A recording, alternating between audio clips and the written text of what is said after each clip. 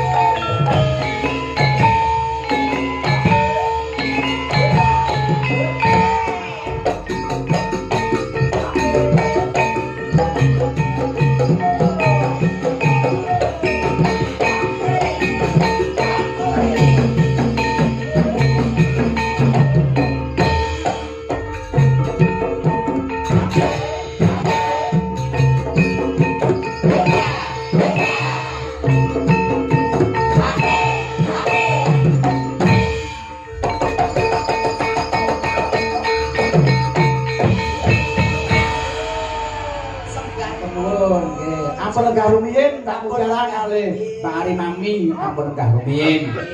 Sembah pun jarane wis leren wis kesel kene.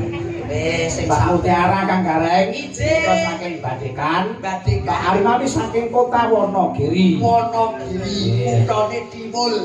Padha karo gonku ya tunggal gunung. Padha kanca Mbak Ari Mami. Boten kula kota. Kota lho. Nggih.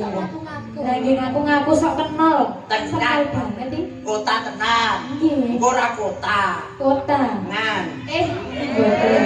Boten. Kota kota tegese iki kota mboten dusun ngoten lho. Nggih, kota. Alhamdulillah Mbak Mutiara. Tak takonane dhisik niki nggih Mas. Nggih. Nuwun sewu sak menika kuliah semester pinten, Nduk? Semester 4. Alhamdulillah pinaringan sehat walafiat, lancar, sukses dari dadi sinden Ponorogo sing kondang. Mbak Ari Mami. Nggih. Iki ora dadak tak tekoni sekolah. Status sampan, Nduk? Status nopo? Ya status tegese iki ya lek Pak nyambut Bu nyambut ki sudah nikah. Lek awakku status apa Mbak Ari Mami? Apa ya? Ya wis ngaku ae ngopo nek kene Bu nyambut karo Pak nyambut ae. Ngaku ae ngopo ya? Status Bujang. bujang. Alhamdulillah. Ganong. Bujang ganong ki patih ning Ponorogo jenenge bujang. Nek piyambakan ngeten iki lho sing anu kak single itu apa? Sing iki Parwan. Parwan.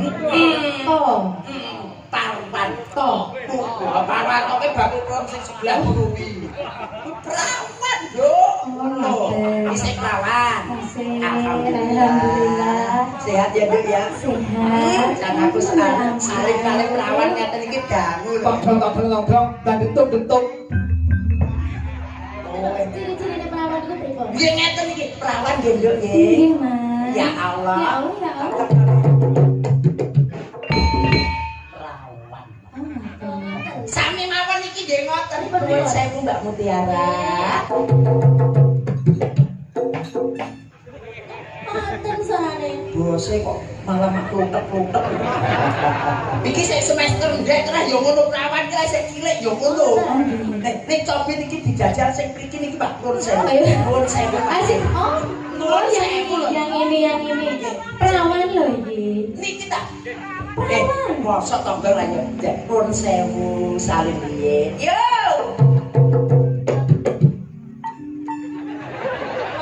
Ora gaduk, ora gaduk. Oh, ora gaduk. Iki ora gaduh ora. Pripun? Iki bluk. Kok bluk? Ya ora nek suarane blas. Ora nek sithik-sithik kok ya. Apa? Ya, Mbak Ari Mami, Mbak Mutiara, kok bile wonten pamunggitan saking macane. Nggih. Menika monggo dipinakan. Ninggal katresnan. Ninggal katresnan.